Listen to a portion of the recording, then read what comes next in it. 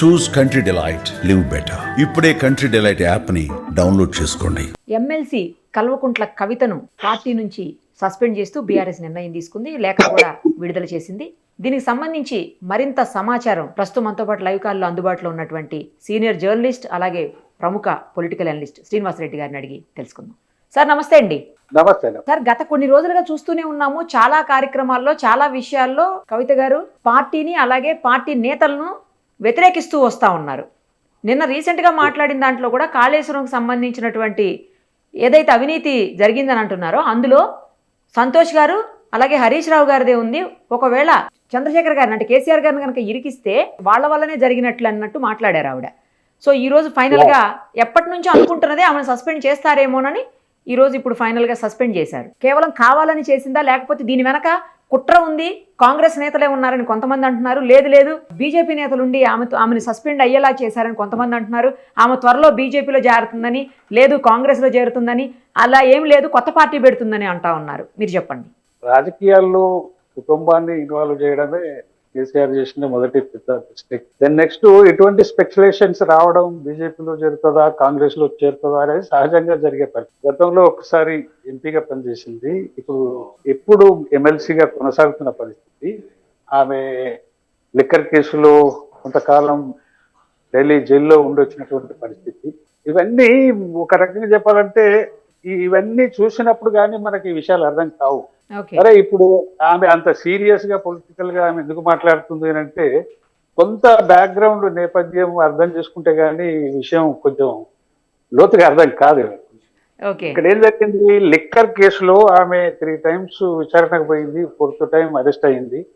ఇదంతా మనం ప్రజలు చూసిన విషయమే. సో ఆమె ఢిల్లీకి ప్రతిసారి పోయినప్పుడు కూడా ప్రజలు కూడా వెరీ ఇంట్రెస్టింగ్లీ టీవీలకు అతుకపోయి చూసిన పరిస్థితి. అంటే ఆమె లిక్కర్ స్కామ్ లో ఇన్వాల్వ్ ఉండే ఉంటుంది అనేది ప్రజల నమ్మకం. అట్లా బీఆర్ఎస్ కు పాపులారిటీ కొద్దిగా డ్యామేజ్ అయింది.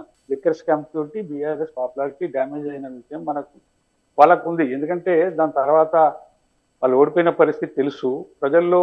వన్ ఆఫ్ ది రీజన్ అది ఫ్యామిలీ పవర్ లో ఇన్వాల్వ్మెంట్ కావడం అనేది, అందులో ఈమె లిక్కర్ స్కామ్ లో ఉండడం అనేది, ప్రజలు నమ్మడం అనేది కేసీఆర్ ప్రభుత్వ ఓటమిలో ప్రధాన కారణం. అందులో ఈమెది ఒక పార్ట్ కవిత. కాబట్టి ఆమెను పార్టీలో కొనసాగిస్తే పార్టీ పాపులారిటీ దెబ్బతింటది తప్ప పెరిగేది ఏమి ఉండదనే సెన్స్ లో ఆమెను రాజకీయంగా దూరంగా పెడుతున్నట్టుగా మనకు అనుమానం. ఇప్పుడు ఆమె ఏం చేస్తుంది, రాజకీయంగా నన్ను ఎలా దూరం పెడతారు, నేను ఇంత క్రూషియల్ గా నేను పొలిటికల్ గా పార్టీలో రన్ అవుతూ వచ్చిన రకరకాల సామాజిక కార్యక్రమాలు, సాంస్కృతిక కార్యక్రమాలు, బతుకమ్మ, ఇవన్నీ జాగృతి అనే ఒక ఆర్గనైజేషన్, ఇవన్నీ నడుపుతూ నేను పాపులర్ అయిన ఒక పొలిటికల్ లీడర్గా నన్ను పక్కగా పెట్టడం ఎట్లా సాధ్యం పార్టీలో అనేది ఆమె వర్షన్గా మనకు అర్థమవుతున్న విషయం. కాబట్టి పార్టీలో ఏదో ఒక కీ రోల్, కీ పోస్ట్ ఆమెకు ఇస్తున్నట్లు లేదు, ఆమెను దాదాపుగా దూరం పెట్టినట్టుగానే మనకు అనుమానాలు కలుగుతున్నాయి. కాబట్టి దానివల్ల మనకు ఏమర్థమవుతుందంటే ఈమె అగ్రెసివ్గా బయటపడుతున్న విషయం మనకు అనేక రకాలుగా పార్టీలో చాలా కాలంగా ఆమె వ్యతిరేక వర్షన్ అనేది మనకు కనపడుతూ వస్తున్నది. ప్రతి విషయంలో ఆమె డైరెక్ట్గా బహిరంగంగా మాట్లాడుతున్న పరిస్థితులు మనకు కనపడుతున్నాయి. కాబట్టి ఈ రోజు కూడా ఆ రకంగానే దీని ఏంటంటే ఆమె కూడా కొంత పొలిటికల్ పార్టీలకి సస్పెండ్ చేసినా పర్వాలేదు, కానీ నేను పొలిటికల్గా సర్వైవ్ కావాలనే ఒక దృఢ నిశ్చయంతో ఆమె ఉన్నట్టుగా మనకు కొన్ని విషయాలు అర్థమవుతుంది. ఏంటంటే అవినీతి విషయం, కాళేశ్వరం కమిషన్ రిపోర్ట్ మొన్న అసెంబ్లీలో పెట్టిండ్రు, సిబిఐకి అప్పచెప్పిండ్రు. ఇలా ఏమైంది, దీన్ని ఆమె అడ్వాంటేజ్గా తీసుకొని ఆమె కూడా మాట్లాడుతుంది. ఏమంటుందంటే మా నాన్నని అనవసరంగా సిబిఐ కేసు దాకా తీసుకుపోయిన వాళ్ళు ఎవరు పార్టీలో అంటే హరీష్ రావు, సంతోష్ అనే విషయాలని ఆమె ఓపెన్గా చెప్పింది. అంటే ఫాదర్ను ప్రొటెక్ట్ చేసే రకంగా ఒక పొలిటికల్ లైన్లో ఆమె మాట్లాడుతూ పోతున్నది. ఆమెకు ప్రియారిటీ పార్టీలో ఇస్తలేరు కాబట్టి ఇప్పుడు హరీష్ రావును, సంతోష్ను వీళ్ళ వల్లనే అందులో అవినీతి జరిగింది. దానికి కారకులు వాళ్ళు తప్ప మా నాన్న కాదు అనే ఒక ఎక్స్ప్రెషన్ మొన్న ప్రెస్ మీట్లో చెప్పింది. ఓవరాల్గా ఏంటంటే పార్టీకి డ్యామేజ్ అవుతున్న విషయమే, పాపులారిటీకి డ్యామేజ్ చేసే విషయమే ఆమె మాట్లాడింది. అయినా కూడా ఈమె వల్లనే పార్టీ పాపులారిటీ దెబ్బతింటుందని మొదటి నుంచి వాళ్ళు అనుకుంటూ ఆమెను దూరం పెడుతూ వస్తుంది. అట్లా దూరం పెట్టినప్పుడు ఈమె భ్రష్ట్ అవుతుంది, ఉన్న విషయాలను కొన్ని వాస్తవాలను కూడా చెప్తుందని అనుకోవచ్చు. ఆమె చెప్తున్నాయన్నీ అబద్ధాలని అనుకోవాల్సిన అవసరం కూడా ఏం లేదు. కొన్ని నిజాలు ఉండొచ్చు, కొన్ని అబద్ధాలు ఉండొచ్చు. ఎందుకంటే ప్రొలాంగ్ ఆ పార్టీలో కొనసాగింది కేసీఆర్ కూతురు కాబట్టి కొన్ని వాస్తవాలు కూడా ఉండొచ్చు, కొన్ని అబద్ధాలు కూడా ఉండొచ్చు, ఏదైనా ఉండొచ్చు. ఆమె కూడా పొలిటికల్ గా సర్వైవ్ కావాలనుకుంటుంది కాబట్టి ఆమె ఇంత అగ్రెసివ్గా బయటకు వచ్చి మాట్లాడుతుందని మనం అనుకునే అవకాశం అయితే ఉంది. ఇప్పుడు ఆమెను సస్పెన్షన్ చేసిండ్రు అనేది వార్త మనకు. ఆమెను సస్పెన్షన్ చేసిండ్రా, బహిష్కరణ చేసిండ్రా అనేది కూడా క్లారిటీ లేదు. ఆ లెటర్ చూస్తే మనకు ఏమర్థం అవుతుంది, సస్పెన్షన్ మాత్రమే చేసిండ్రు, ఆమెను బహిష్కరణ చేయలే. సస్పెండ్ అనే వచ్చింది. అవును సార్. సస్పెన్షన్ అన్నప్పుడు మళ్ళీ తీసుకునే అవకాశం ఉంటది కదా. ఓకే. కాబట్టి ఇప్పుడు ఒకటి ఏంటంటే ఫ్యామిలీ మెంబర్స్ కు ఒక రూలు, బయట వాళ్ళకు ఒక రూలు, ఈ డ్యూయల్ రూల్ అనేది బీఆర్ఎస్ లో మనకు కనపడుతుంది. ఈటెల రాజేందర్ని ఎట్లా పంపించారో మనం చూసినాం కదా, అప్పట్లో ఆలయ నరేందర్ని ఎట్లా పంపించారో మనం చూసినాం కదా. కూతురు కాబట్టి బహిష్కరణ చేయకుండా సస్పెన్షన్ లో పెట్టిన పరిస్థితి మనకు కనపడుతుంది. కాబట్టి ఫ్యామిలీ రూల్ అనేది ఎప్పుడైనా ఎటువంటి సంఘటనలు ఎదుర్కొనే అవకాశాలు రాజకీయాల్లో చాలా చూసినాం.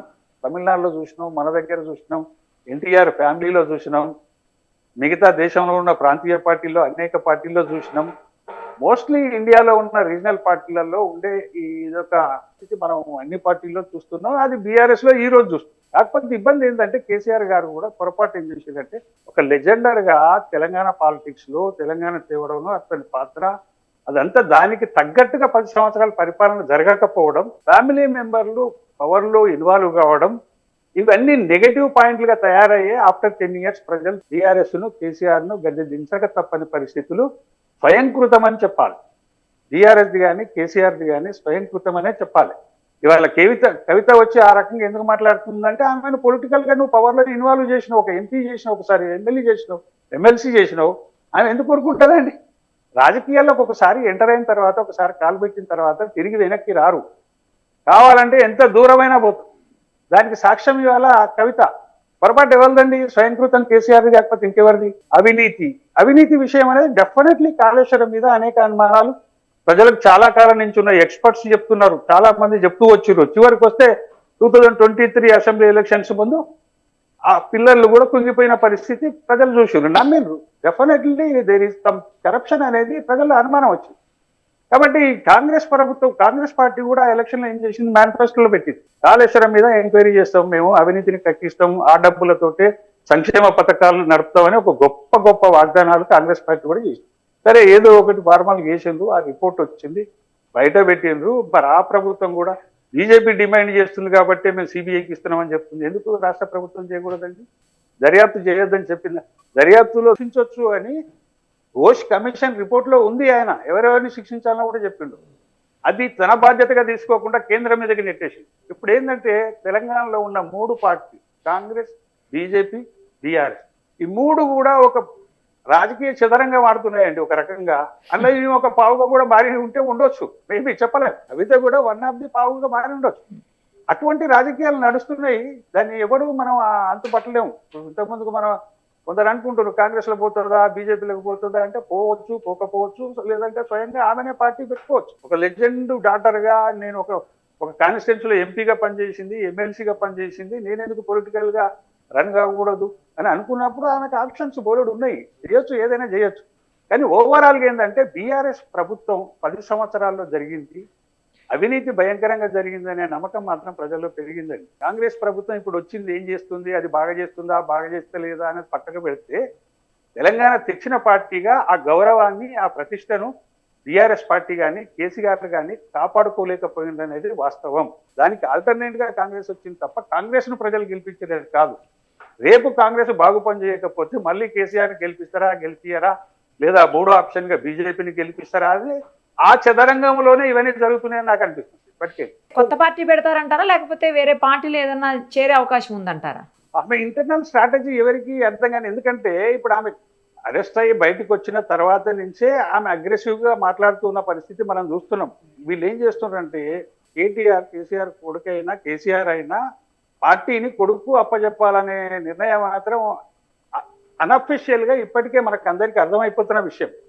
ఆయన ఏం చేస్తున్నాడు, కేటీఆర్ కవితను పార్టీలో ఇన్వాల్వ్ చేసుకుంటే ఏదన్నా ఒక హోదా ఇస్తే ఈమె వల్ల ఈమెతోటి లాభం కంటే నష్టమే ఎక్కువ ఉంటుందని ఒక డిసిజన్కి వచ్చి ఈమెను పక్కన పెడుతుంది. ఈమెను పక్కన పెట్టినప్పుడు నన్ను ఎలా పక్కన పెడతారని ఆమె అగ్రెసివ్గా ముందుకు వస్తుంది. కాబట్టి మోస్ట్లీ బీఆర్ఎస్లకు ఇప్పటిప్పుడు తీసుకోకపోవచ్చు, ఏమో సస్పెన్షన్ అని పెట్టింది కాబట్టి కాస్తంత అనుమానం ఉంది. ఒక 6 నెలలు పోతే ప్రజలంతా మర్చిపోతారు, మళ్ళీ కవిత బీఆర్ఎస్లకు పోయినా ఆశ్చర్యం లేదు. రాజకీయాల్లో ఏది శాశ్వతంగా ఉండదు. సస్పెన్షన్ ఎందుకంటే మీరు ఊస్ట్ ఎందుకు చేయలేదు, బహిష్కరణ ఎందుకు చేయలేదు, మీరు అంతా ఆమె వల్ల అన్పాపులర్ అవుతున్నారు అనుకుంటే అది చేయాలి కదా, చేయలే కదా. అంతా డబుల్ గేమ్. బయట వాళ్ళకి ఒక నీతి, ఇంటి వాళ్ళకి ఒక నీతి అన్నట్టుగా కేసీఆర్ ప్రభుత్వం ఆ ప్రభుత్వాన్ని అట్లే నడిపిండు. ఇప్పుడు జరుగుతున్న రాజకీయాన్ని కూడా అట్లే నడుపుతున్నాడు కేసీఆర్. కాబట్టి ఇది ఆమె పార్టీ పెట్టొచ్చు, పెట్టకపోవచ్చు. మీరు అన్నట్టు కాంగ్రెస్ లో అయినా చేరొచ్చు, లేదంటే బీజేపీలో అయినా చేరొచ్చు. సతాగా పార్టీ కూడా ఆప్షన్స్ ఉన్నాయి. ఆమెకు 3 ఆప్షన్స్ ఓపెన్ గా ఉన్నాయి. అందులో ఏదైనా జరగవచ్చు. రాజకీయాల్లో ఏది జరిగినా మనం ఆశ్చర్యపోవాల్సిన అవసరం అయితే ఉండదు. కానీ ఫర్దర్ గా ఆమె పొలిటికల్ కెరీర్ కోసం మాత్రం ఏదో ఒక పార్టీలో చేరుతుందా, ఒకవేళ ఆమె ఫలానా పార్టీలో చేరబోతుంది అని కేసీఆర్ కనుక ఇన్ఫర్మేషన్ ఉంటే అప్పుడు మళ్ళీ పిలిచి మాట్లాడి పార్టీలో చేర్చుకునే అవకాశాన్ని కూడా మనం కొట్టేయలేం. ఎందుకంటే బ్లేమ్ అవుతుంది. ఓకే, కేసీఆర్ బతుకున్నంత కాలం తన కుటుంబ సభ్యులు, కొడుకు గాని కూతురు గాని తనకు వ్యతిరేకంగా ఇంకో పార్టీలో చేరే పరిస్థితి వస్తే దాన్ని అడ్డుకునే ప్రయత్నమే కేసీఆర్ చేస్తాడని అయితే నాకు నా అభిప్రాయం. ఎందుకంటే ఇప్పటికిప్పుడు సస్పెన్షన్ మాత్రమే చేశారు, బూస్ట్ చేయలేదు, బహిష్కరణ చేయలేదు. అవకాశాన్ని బట్టి మళ్ళీ పిలుచుకునే అవకాశం. ఇంకా ఏమైనా థ్రెట్ వస్తుందా? ఇప్పుడు కవిత పోయి కాంగ్రెస్ లో చేరింది అనుకుందాం కొంతసేపటికి, అప్పుడు BRS image, KCR political image, political career ఏమవుతుంది? ఎంతో కొంత డ్యామేజ్ అవుతుంది. ఆయన కూతుర్నే పార్టీలో కొనసాగించలేకపోయిండు, అవతల పార్టీలకు పోయింది, ఆమె మాట్లాడుతుంది, తండ్రి మీదనే మాట్లాడుతుంది, తండ్రి పార్టీ మీదనే మాట్లాడుతుంది అన్నప్పుడు ఇంకా బ్యాడ్ ఇమేజ్ పెరుగుతుంది కదా బీఆర్ఎస్. కాబట్టి ఆ కోణంలో చూసి నేను అనుకుంటా after 6 months 1 year just elections before ఏదో ఒక కాంప్రమైజ్ చేసుకుని ఆమెను మళ్ళీ తీసుకునే అవకాశాన్ని కూడా మనం కొట్టేది. కేసీఆర్ ప్రభుత్వంలో జరిగిన అవినీతి మాత్రం తెలంగాణకు భారీ నష్టాన్ని తీసుకొచ్చిన మాట వాస్తవం. ఇంకొకటి, అవినీతి అంతటా జరుగుతుంది, నో డౌట్, జరగదని నేను చెప్పా. ప్రతి ప్రభుత్వంలో జరుగుతుంది, ఈ ప్రభుత్వంలో కూడా జరిగి ఉండదు. కానీ పెట్టిన ఇన్వెస్ట్మెంట్, జరిగిన అభివృద్ధి కూడా పనికి రాకుండా పోయింది. అది కాళేశ్వరమా, యాదాద్రి భద్రాద్రి పవర్ ప్లాంట్లా, పాలమూరు లిఫ్ట్ ఇరిగేషనా, లేకపోతే మిషన్ కాకతీయనా, ఇవన్నీ నిరుపయోగంగా తయారైనాయి. అప్పులు మాత్రం పెరిగిపోయినాయి. అవి కనీసం ప్రజలకు ఉపయోగపడుతున్నాయి అంటే అప్పులైనా పర్వాలేదు, అవినీతి అయినా పర్వాలేదు. అవినీతి అయింది, అప్పులైనవి, పనికి రాకుండా పోయి. ఇది ఒక రకంగా చెప్పాలంటే తెలంగాణకు తీవ్రమైన నష్టం చేసింది కేసీఆర్ ప్రభుత్వం అనడంలో ఎవరికి అనుమానం లేదు. పార్టీ నుంచి సస్పెండ్ చేయడంతో ఎమ్మెల్సీ పదవికి కూడా రాజీనామా చేసే అవకాశం ఉంటుంది అని అంటున్నారు. అలా చేయొచ్చా? చేసే అవకాశం ఉందంటారా? ఆమె చేసే అవకాశం ఉంది అని అయితే నమ్ముతున్నా. ఎందుకంటే ఆమె కొంచెం పొలిటికల్ గట్స్ చూపించుకునే ప్రయత్నం ఖచ్చితంగా చేస్తారు.